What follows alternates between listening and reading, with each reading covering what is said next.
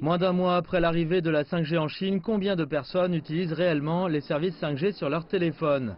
Les données sur les ventes des leaders du secteur, Huawei et ZTE, indiquent que plus de 4 millions de téléphones mobiles 5G ont été vendus depuis juin. Mais les trois principaux fournisseurs de services en Chine disent que seulement 870 000 d'entre eux se sont abonnés au forfait 5G. Certains utilisateurs se disent hésitants à cause des frais occasionnés.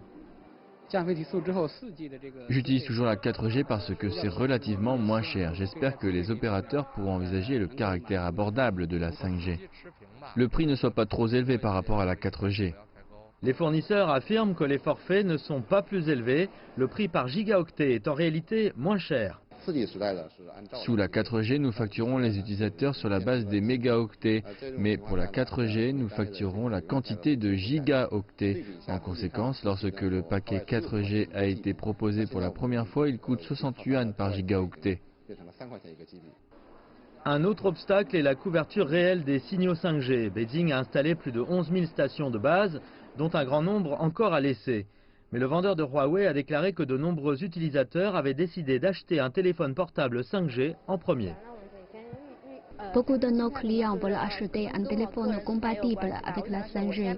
Ainsi, lorsque le service remplacera officiellement la 4G, ils n'auront pas à changer de téléphone. Cher ou pas, l'ère de la 5G est déjà là. Dans les transports, le nouvel aéroport international de Beijing, Daxing, utilise la technologie 5G pour la reconnaissance faciale. Dans le domaine médical, l'hôpital général de l'APL de Beijing a mené avec succès la première opération de chirurgie du cerveau à distance 5G au monde en mars.